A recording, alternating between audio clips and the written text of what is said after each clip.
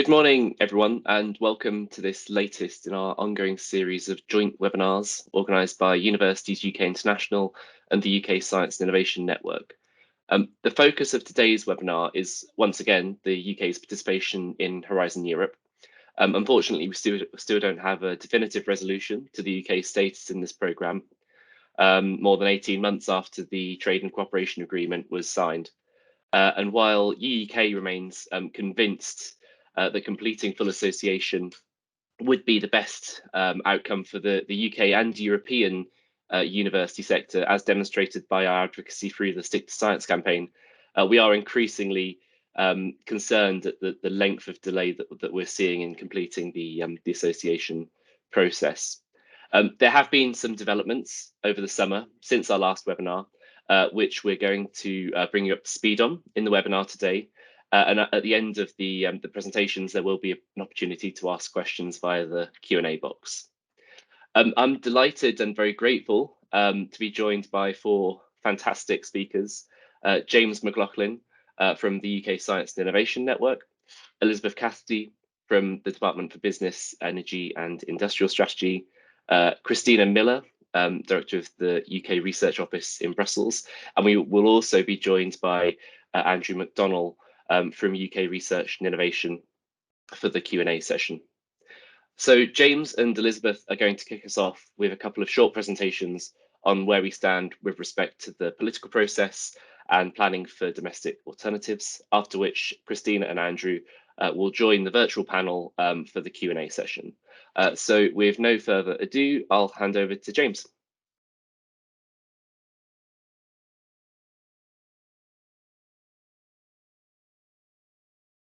Thank you, Peter, and really nice to meet and see everyone today. I hope you can hear me okay. So as Peter said, I'm James Mclaughlin. I've recently started as the Regional Director for the UK Government Science and Innovation Network, based in Berlin, but covering the whole of the European network and helping manage and oversee our key relationships, but also supporting the UK research and innovation community. So we wanted to start with a short update on where we are on association. I think you know the key background, but it might be worth just repeating that quickly. I think, as Peter said at the start, we agreed to associate to Horizon Europe as set out in the Trade and Cooperation Agreement we agreed with the EU in December 2020. And we took that decision because of the clear benefits to UK researchers and innovators, which allows us to collaborate with European partners. As you all know, there has been a persistent delay. We stand ready to formalise our association at the earliest opportunity, and we believe that remains a win-win for the UK, but also other members of Horizon Europe and the EU in general. Just to give you a short update on where we are now. So I think you all know that in December last year, the EU confirmed that they were unwilling to move forwards with our association due to broader political issues, and we've been clear that puts long-term scientific collaboration at risk, and we don't want that to happen. So we've continued to take unprecedented steps to try and support association. That includes detailing our financial commitment in the spending review, setting out the guarantee, and the announcement of the transitional measures, and we'll come on to discuss some of that shortly. We've also continued with our sustained engagement of European partners, EU member states in recent months. And you will have seen that in August we launched a formal request for consultations. So on the 16th of August, in a further effort to end delays. So these consultations are a mechanism set out in the TCA to resolve disputes with the EU. Just move on to the next slide.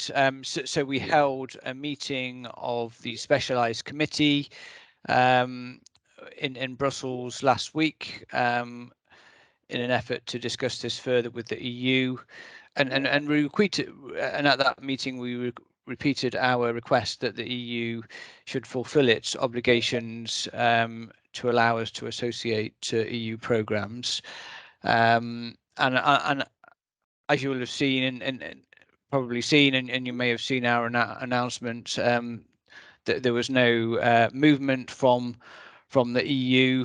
From our perspective, this is regrettable, given that the TCA was clear that the UK should participate, and that the joint declaration we agreed with the EU was clear that that should take place as soon as possible. And as you all know, the enabling legislation has now been in place for over 15 months. So that meeting on the 22nd of September marks the end of the consultation period, and the next step is really for UK government ministers to consider the next steps. I think there's not a lot more we can say to you on this at this meeting, but we'll keep you updated on that as soon as there are further developments.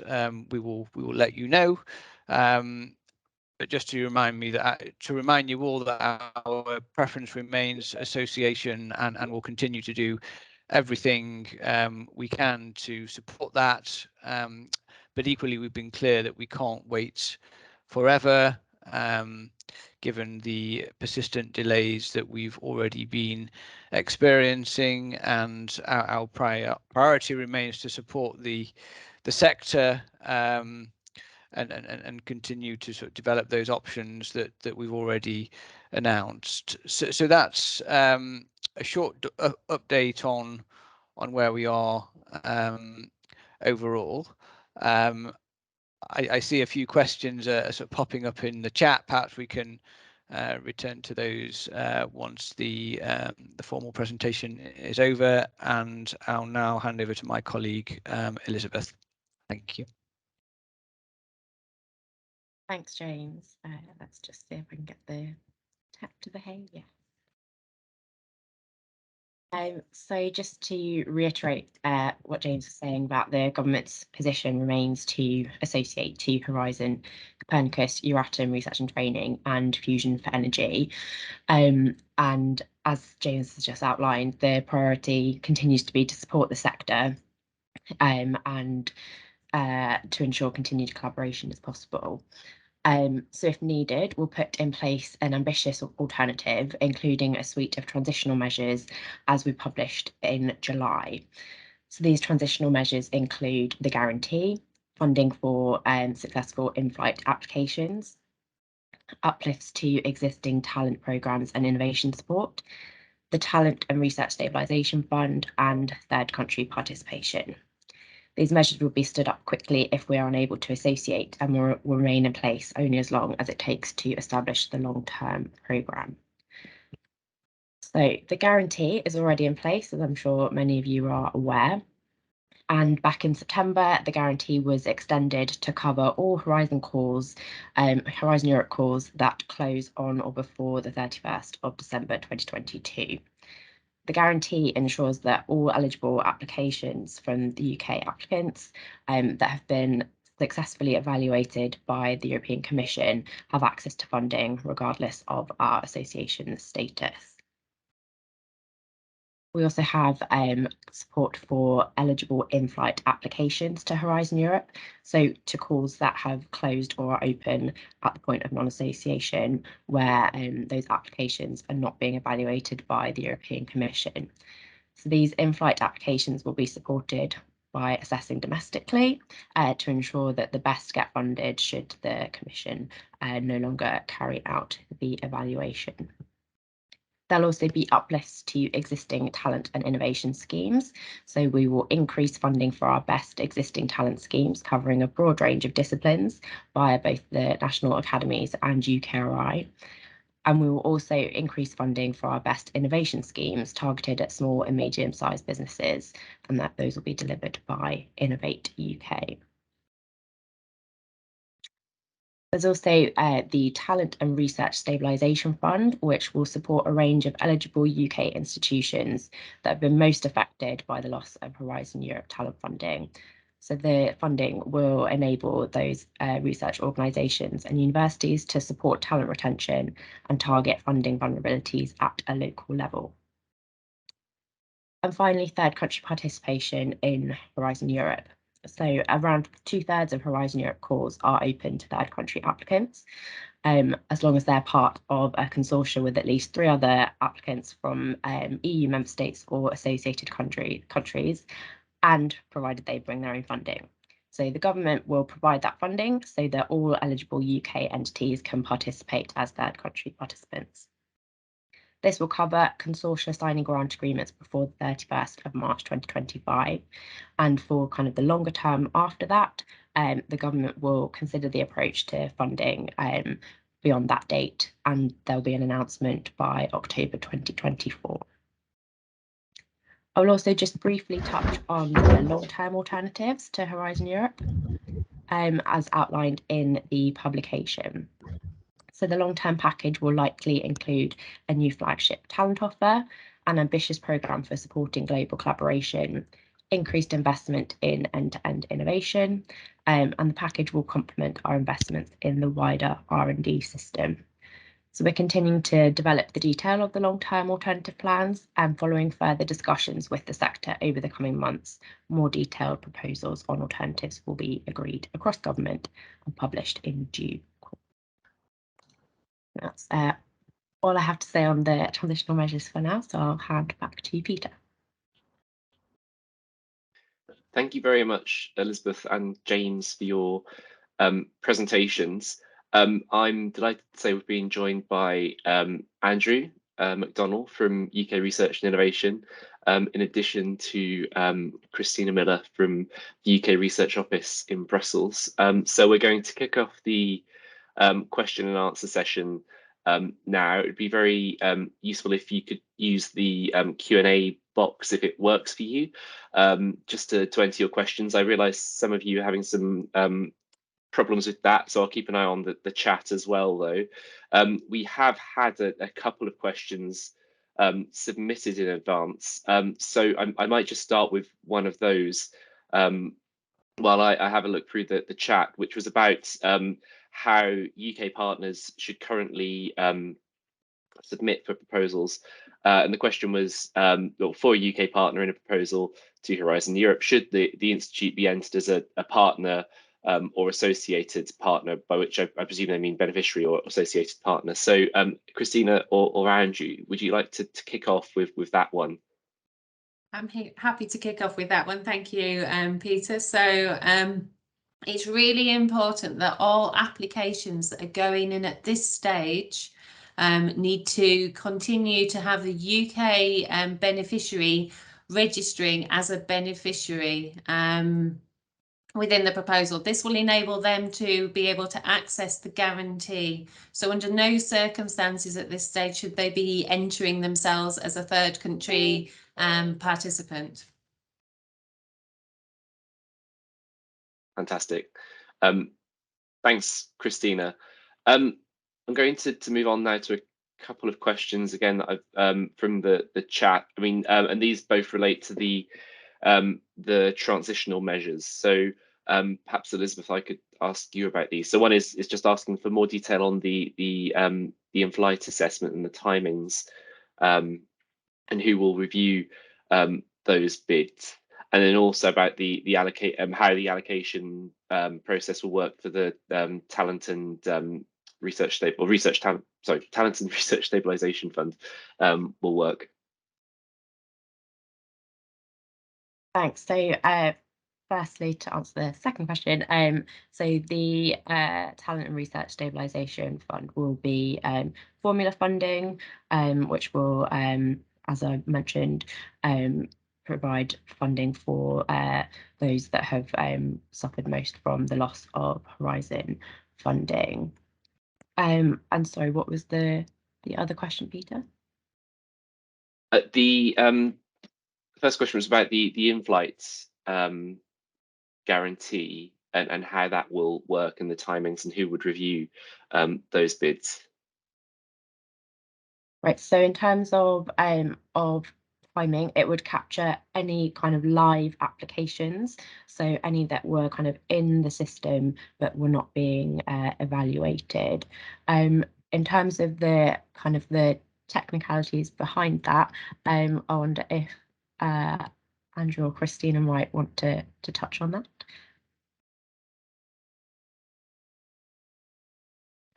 Andrew or Christina, perhaps one of you like to come in?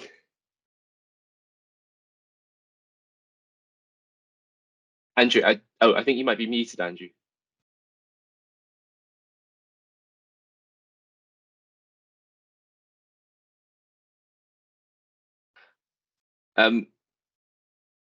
Perhaps Okay.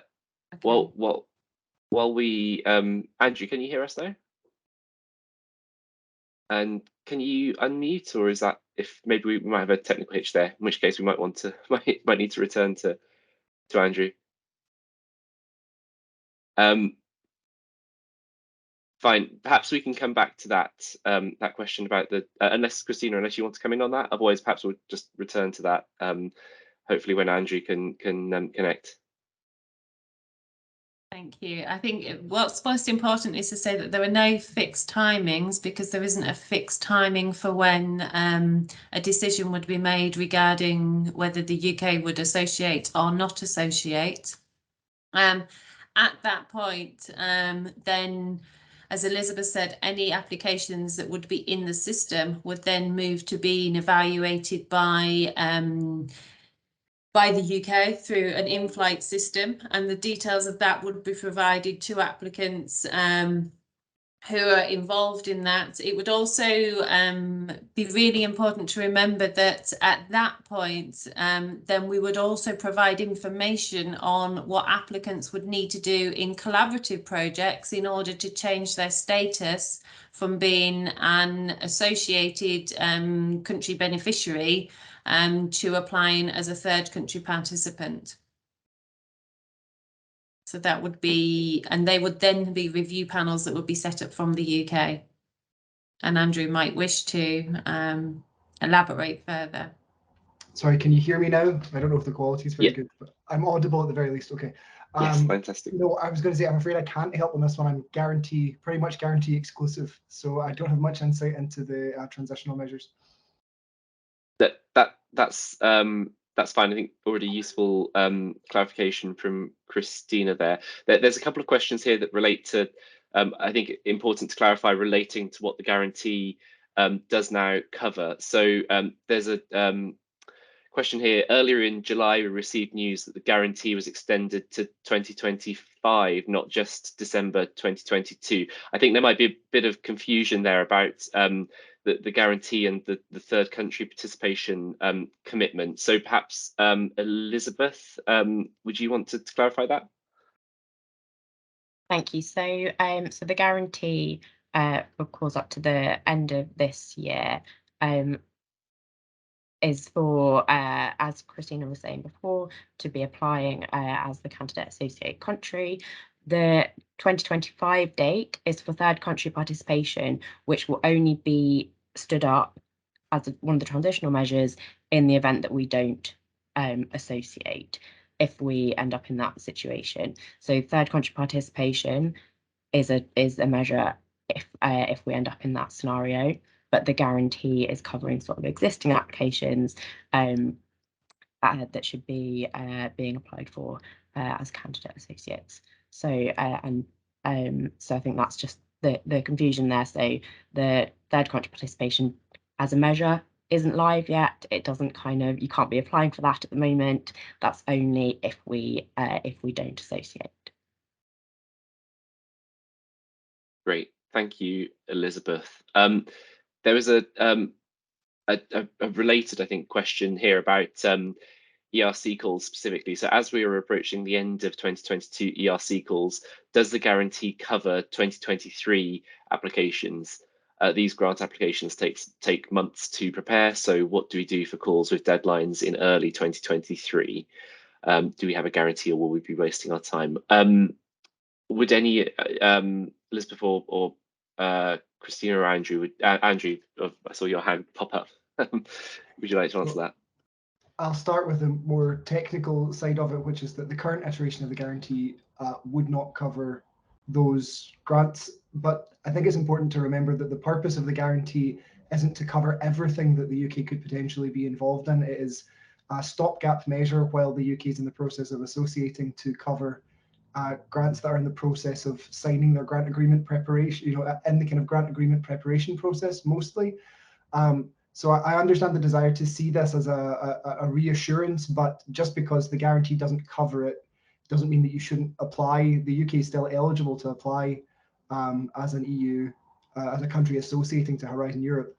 And if the UK's association is formalised by the EU, then these grants will be processed as EU grants, and it won't be possible to submit them after the deadline if that is what happens. So it's potentially worth the punt. But yeah, from the current iteration of the guarantee only covers up to call submission deadlines to the end of December this year. Great, thanks. Christina, do you want to come in as well? Thank you. And maybe just to add, we are running a series of information events for the forthcoming ERC applications. I would encourage everybody, so UK applicants for the ERC calls need to continue, as Andrew said, to apply as a beneficiary. This is in line with the European Commission's guidance, so with the ERC's own guidance. It would only be at the point if a decision was taken not to associate that then this cohort of grants would then need to be taken over into in-flight submission. And at that stage, applicants would be provided with further information on how to go about that. So I think it's really important to recognise the difference between the two stages. At the moment, the status quo remains the same. Apply as a beneficiary, continue preparing the application, and then there would be a safety net in place if a non-association occurred prior to those deadlines, or if indeed the ERC did not fully evaluate those proposals, for them to be evaluated from the UK. That's very clear. Thank you, Christina. I'm going to move over to the Q&A box as we've got a good number of questions coming in there. So that the first one, the one at the top of the list, is just about what third country participation covers. And simply, as a third country, can we apply for Pillar 3 and for partnerships? So Christina, perhaps you'd like to answer that. Sorry, Peter, could you repeat the question? Yes. So it's so as a third country participant, can we apply for Pillar 3 and for the partnerships? So at the stage, this would only be in the case of non-association. In the case of non-association and we move to third country participation, then this will depend on the Commission's rules for each of the calls. So in the most part, the majority of Pillar 2 and is covered by the option to participate as a third country participant. And again, this is where we would provide the guidance on how to go about doing that and what the difference is. But at this stage, it's really important that all the applications continue to go in as a beneficiary. So the UK goes in as a beneficiary. I've just spotted a question that's linked to this regarding coordinators. Currently, the UK can still continue to apply as a beneficiary, as a coordinator, but should we move to the situation where the UK is a third country, then the UK would not be able to apply as a coordinator in this case. Thank you, Christina. there's a technical question here about the guarantee. So perhaps Andrew, I can come to you with this. So we have an ERC Synergy Grant 2022 bid currently under consideration, interviewed, with 3 PIs from the UK and 1 from the US. Should we be successful, will UKRI guarantee funding for the entirety of the project, including the portion for the US PI? I can I'm afraid all I can say at the moment is that it's definitely under discussion. I'm not sure where we've arrived. If anyone else on the call is more familiar than I am, the synergy grants are actually being covered by transitional measures primarily. So I can't say anything about it from a guarantee standpoint, but I don't know if there's anyone else on the call who can speak to it.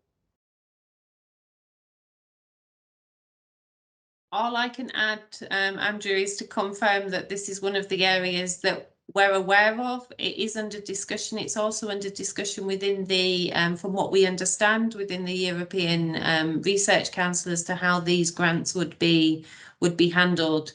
Okay. Well, thank you. I mean, perhaps that's a question we can kind of keep under review, and once there is clarity, we can commit to kind of coming back, well, sharing more information at a future webinar. There's another technical question here about European joint doctorates and doctoral networks and the requirements for awarding bodies for those calls. Andrew, before I ask that question, Andrew or Christina, would either of you be able to respond to that, or is that another one that we can perhaps take away?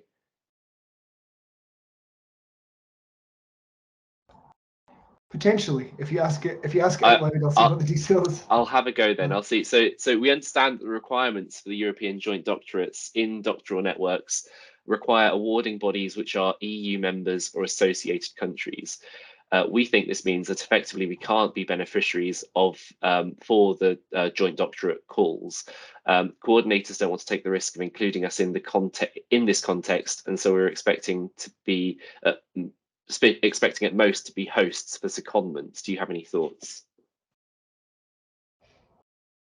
So just to clarify, this is future. I don't know if the speaker's still here, but I assume that this is future calls that they are considering applying for, and not current calls that they've already applied for and are working through with the guarantee. It sounds like it, yes, from the question, yeah. I think this would probably be best if you contact the Marie Curie National Contact Point for the UK directly. They have really good links with RIA, and a lot of these questions we're currently figuring out the complexities of it, so I would recommend you send that question to the Marie Curie National Contact Point for the UK.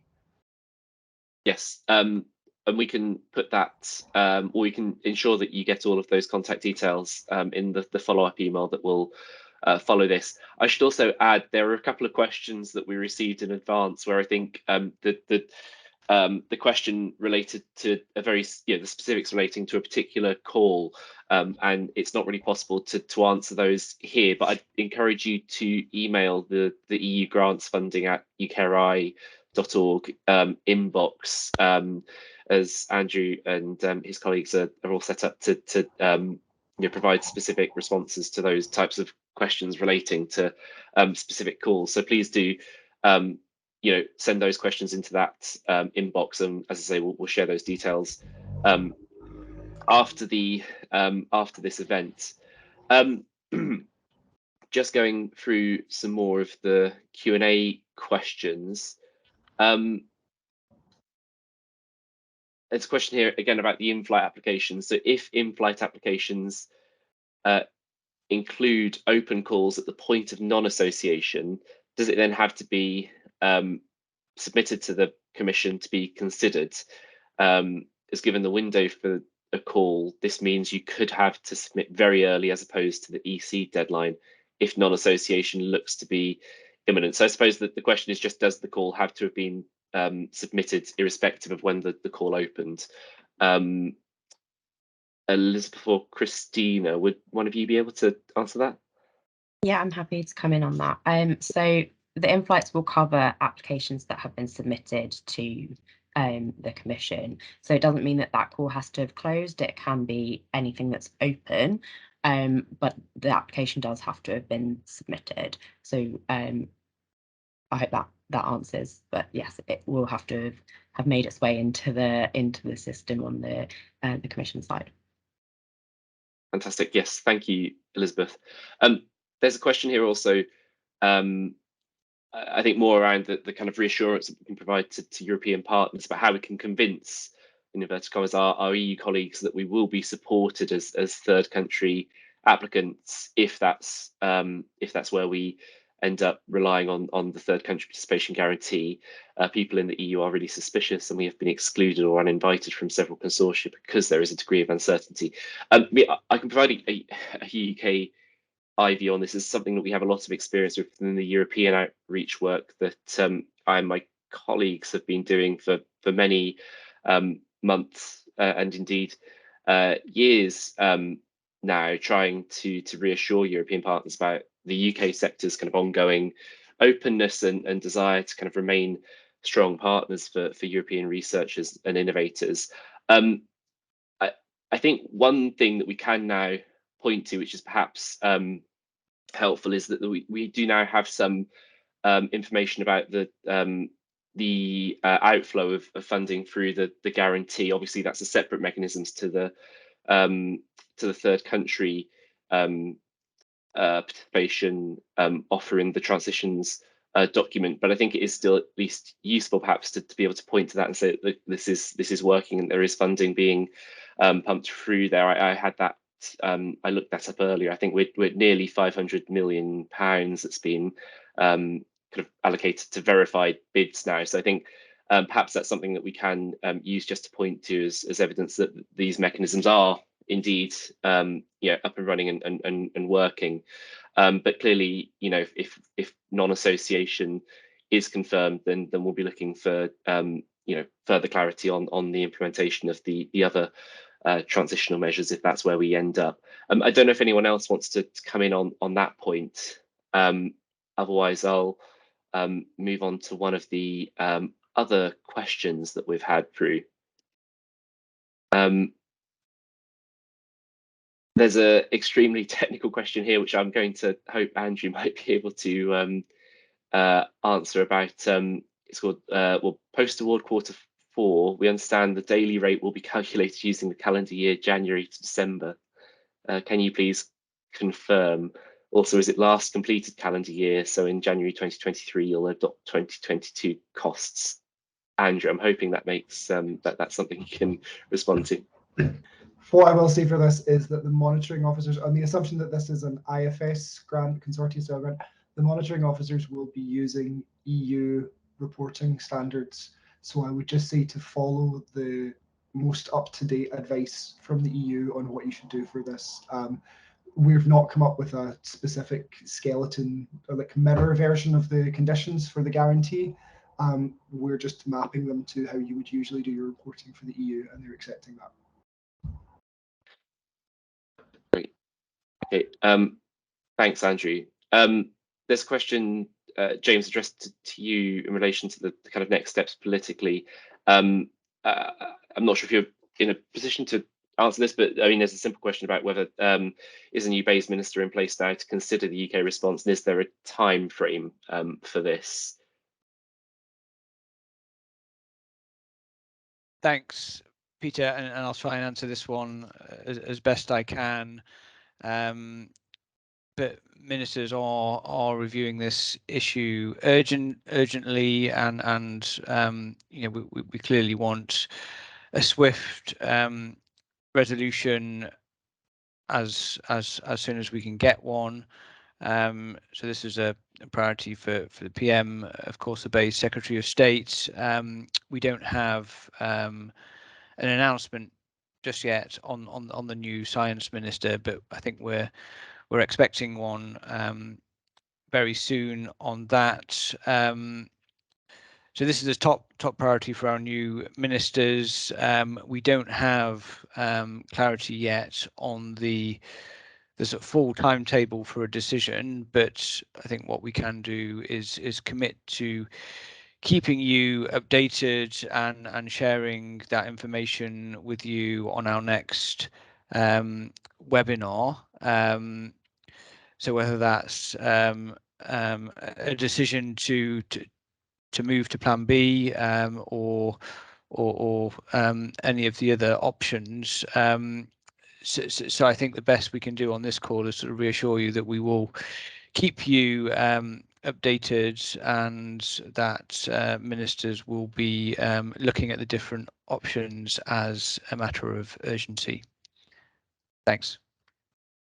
Thank you, James. There's a question here about whether any consideration has been given in the future to covering already signed ERC grants, as in signed in other host countries, other member states or associated countries. It would open the door to talented researchers moving to the UK who currently would likely not move here if they hold an ERC grant. Is this an issue? I don't know if anyone is in a position to comment on this point, whether there's been any consideration given to this. Elizabeth, perhaps? I'm not aware of specific considerations on this, but I can take it away and if in case there's something that I'm not aware of. Fantastic. And Andrew? Sorry, I can say on this one that in general, the guarantees aim has been to match the EU's offer to the UK, and currently the EU doesn't offer, if you're funded on the UK equivalent to the ERC currently, you wouldn't be able to take that to the EU. So the current setup essentially mirrors what we're offered to each other. So it would be an exceptional offer from the UK, but as Elizabeth said, it's not been decided yet, but it may be discussed in the future. Fantastic. I might come back to you again with another question from James Allman on the kind of technicalities of the reporting, I think. So there's the question is, we understand that the productive days will be capped at 215. Can you confirm this is a minimum and not a maximum cap? I'm not sure if that makes sense to you. Your expression suggests not. If not, we can try and return to that. This is a level of complexity that you would need to check essentially with the EU.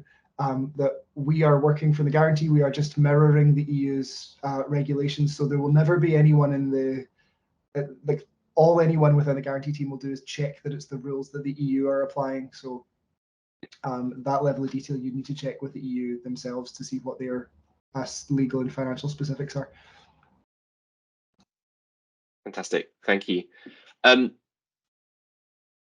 another question going back here from Jane Boland about the Talent and Research Stabilisation Fund and who might be able to apply and how it will work. I think we have already touched on this, but I think important to note, it's not really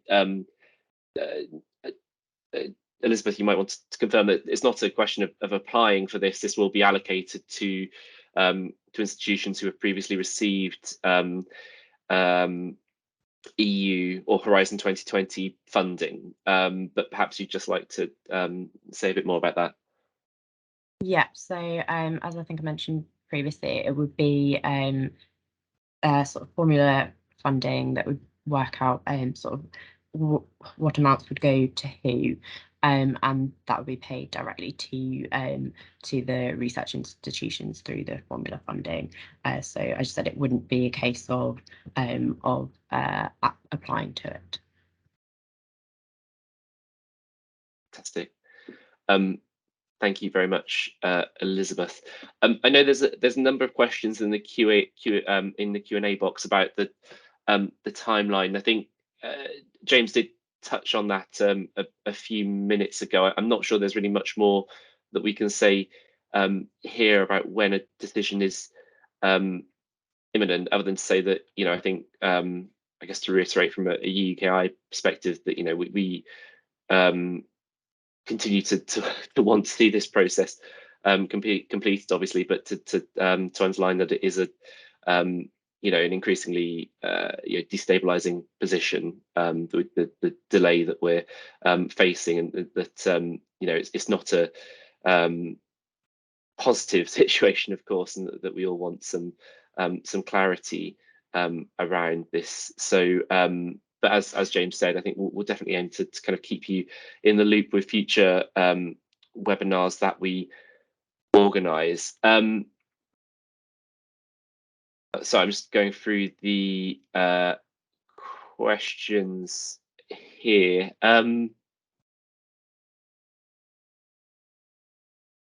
What does so there's a question here about I think on just what non-association would mean for UK applicants. So what does it might be useful, I think, just to kind of go back to the basics here and just explain. So the question is, what does not being an associated country mean for UK applicants?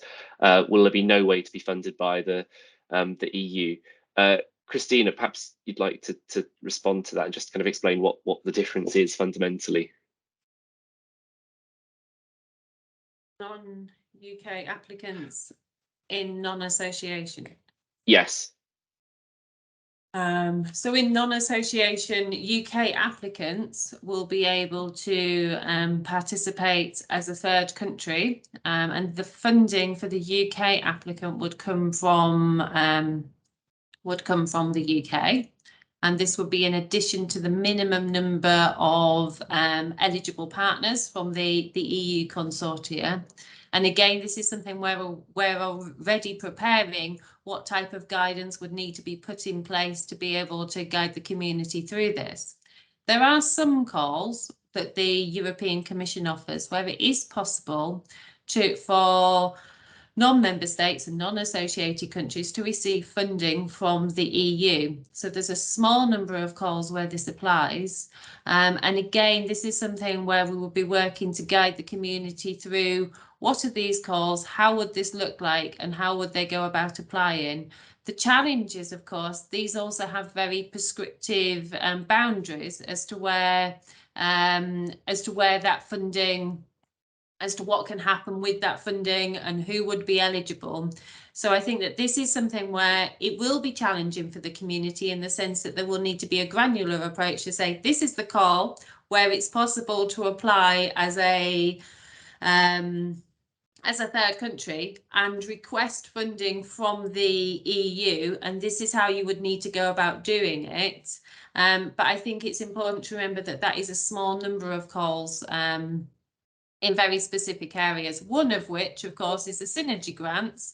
But here, the funding is only for one country that's not a member state or associated country that would be able to apply for that. So it is a little bit complicated. There will be guidance available, but I think that we shouldn't complicate that with thinking about the possibilities that remain open for the UK to continue in non-association to participate in all of the collaborative calls open to third country participation, where the funding for the UK share would come from the UK as part of the transitional measures. Great, thank you, Christina. I've gone back into the chat to find a few more questions, so I'll try and get cracking on a few more of these before we have to wrap up. So there's a question here from Richard. We are finding it difficult to get an auditor for our first claim audit. Will we be able to apply for an extension to the claim if we cannot find an auditor in time? Andrew, perhaps I could ask that to you. So that's something to discuss with your monitoring officer.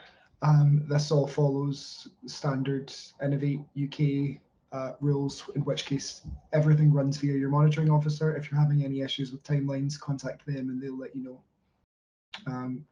Just let them know what the situation is. Fantastic. And another question here: if I apply as a partner for a January call and we change our position to third country, what happens to our participation? Is it possible to change from a beneficiary to a third country during the GA? Christina or Andrew? I think either of us could probably, but I've started You're speaking, talking, so yes. yeah. So essentially, if you apply as a beneficiary, you're in the system as a beneficiary, and in our experience so far, certainly as things have run so far, the EU has evaluated the full application with you as a beneficiary. If you then arrive at the end of it and the UK has not formalised its association, it's during the grant agreement preparation process that you are asked to change your status to an associated partner. So we would expect that to continue, that essentially if you go into the system, if your grant is accepted, if you start being processed as a beneficiary, we would expect that to continue, that you wouldn't somehow, there's not really any precedent for changing process halfway through. We don't know what the EU might do, but we haven't seen any precedent for that, so we wouldn't necessarily expect it. So either you'll go in as a beneficiary and then the UK formalises association and you are funded as a beneficiary, or you go in as a beneficiary, the UK's association isn't formalised and you are funded as a associated partner, or you go, if the UK doesn't associate and we move to a third country participation, you'll go in as a third country and you'll be funded as a third country. But the important thing to remember is keep applying as a beneficiary until such time as you're specifically informed otherwise. Fantastic. Thanks, Andrew. I think there's a couple more questions here which I might address to you, Elizabeth. So the first is, would the third country support kick in on the day that the UK were to announce it would switch to Plan B, or that non-association would be confirmed? And secondly, from Katie, how does BEIS intend to engage with the sector on longer term alternatives? Is there anything you can say on either of those, Elizabeth? Thanks. So in terms of the day one, there wouldn't be a gap. So yes, either the third country would be available day one, or they would be covered by the guarantee. So there wouldn't be a gap. And secondly, on the specifics of the engagement, I can't comment on exactly what that looks like, but I know there are plans in place to engage with the sector, and as I mentioned, in due course there would be some communications about the longer term plans, but I can't comment on exactly the exact shape of the engagement plans. Great, thanks, Elizabeth. I'm just looking a bit further up the chat to see if there's a few more questions that we can get through before we close. There's a question again from Richard here. When will the guidance detailing the mechanism to adopt for PhD students on the guarantee grants be available? Andrew, can I ask that one? Can I pose that one to you, and then I'll come to you, James, after this? Sorry, my headphones went weird there. Could you repeat the question? Of course. So when will the guidance detailing the mechanism to adopt for PhD students on the guarantee grants be available? There essentially currently is all the guidance that you will probably expect to see for PhD students on the guarantee. I'm not sure what the specifics of the question around PhD students are. In general, it works the same way for IFS. It works the same way they do for the EU, where they're primarily recruited onto the grant as a staff member, and a staff member whom you can give a PhD to if you so choose as an institution. For MSCA, obviously things are slightly different. There's some specific call conditions for the ones that go through GES, and for ERC, just because they're through a different system. But generally, that's the way it works across all of the guarantee, that they're primarily recruited as a staff member that you then give a PhD to. And for GES, you also have the option to recruit them as a student. Fantastic, thanks, Andrew. James.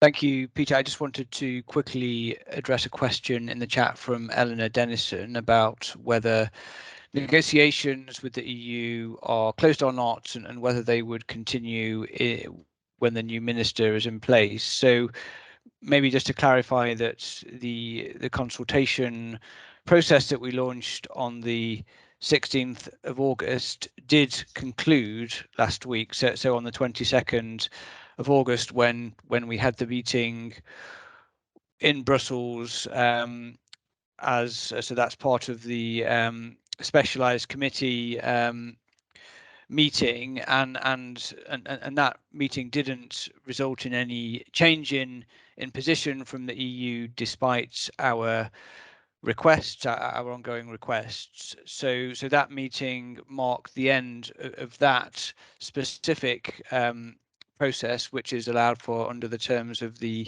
TCA. So the next step is really for our ministers to determine so whether to shift to Plan B, and if so, when, or whether we want to find a process for giving the EU a little bit more time. So we can't say now what that decision will be, because it's not been taken yet. But as we've said, we want to keep you updated, and it's something that we can cover when we next meet in this particular format. Thanks. Fantastic, thanks, James. That's useful clarification, I think.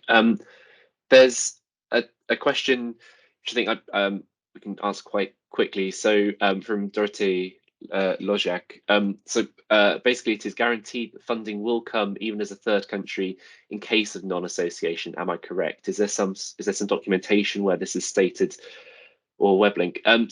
Yes, I think this is Elizabeth. I mean, you may want to come in, but this is set out in the transitions document, and we can share that document, which is on gov.uk, and we can share that after the webinar and the follow-up email. But yes, I mean, I think that is an assurance that has been made, and we can make sure that you get that information so that you have it at your fingertips. Elizabeth, is there anything you'd add to that? No, exactly as you said, Peter. The publication on the transitional measures hopefully gives all that reassurance. So yeah, we'll make sure that comes out to participants. Great. Another question here from Mandy Dillon. What about if an academic applied for funding as a beneficiary in the EU, but then wanted to move to the UK? If the spend and activity for that academic on the grant has not started, can it be transferred to be covered under the guarantee? Andrew or Christina, would one of you like to come in on that? So the most recent update on this for transfers is that this is okay, and you can do it for everything across the piece, basically for ERC and for IFS grants, so long as A, you inform UKRI in advance and make us clear of what you're requesting. B, the project hasn't started yet, so not just the academics part in it, but any part of the project. It has to be before the project begins.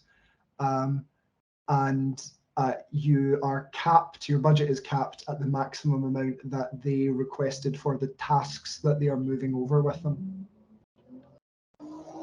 Unless there's an exceptional case, which you would need to make to UKRI. Great. And once again, we'll share the details for the UKRI inbox. So I think for specific cases, then please do get in touch with Andrew and the team directly. There's a question here which I think we covered right at the start, but it's probably worth reiterating just because it's so important. So for calls closing in March 2023, we should apply as beneficiaries, hoping that the guarantee will be extended or I suppose association completed, or would we be able to or should apply as a third country straight away? And I think the answer to that is definitely the former. But Christina, would you like to just reconfirm that point?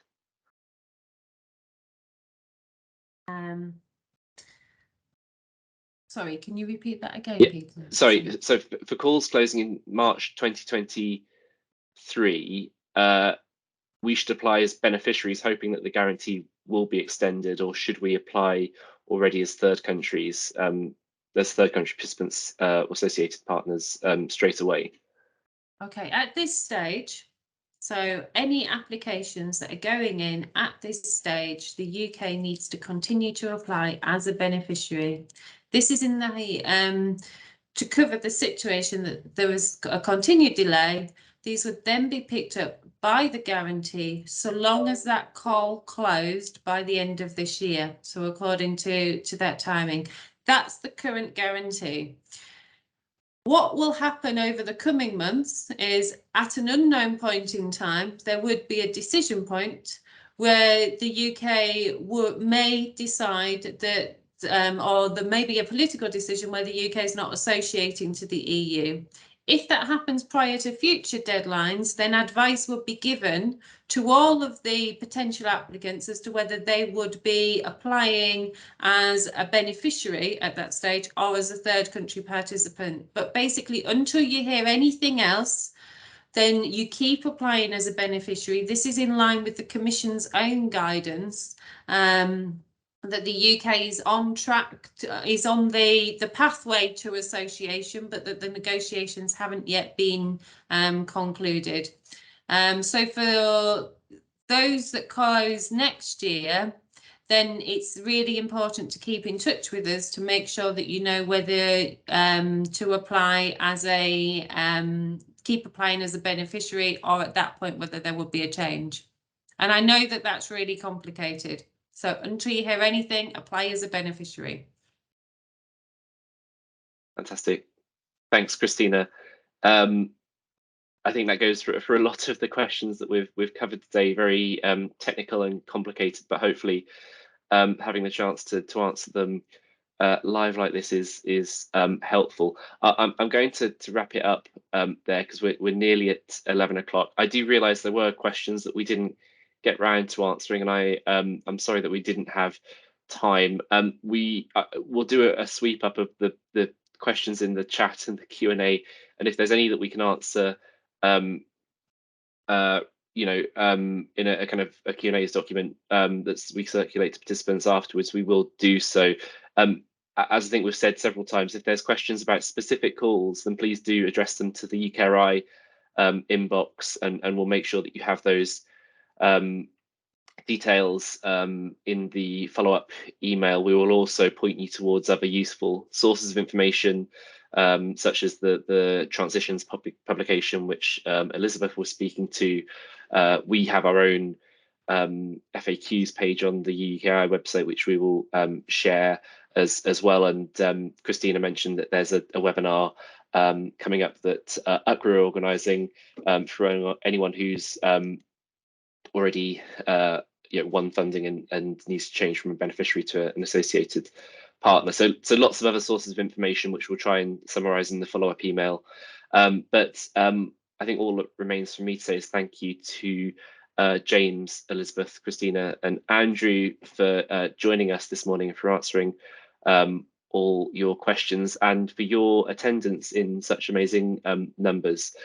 We will be scheduling another webinar in due course, and particularly if there's any movement, we'll look to get something in as quickly as possible to keep you all up to date. But with that, I'll just wish you a great rest of the morning or the afternoon, and thank you very much. Bye bye.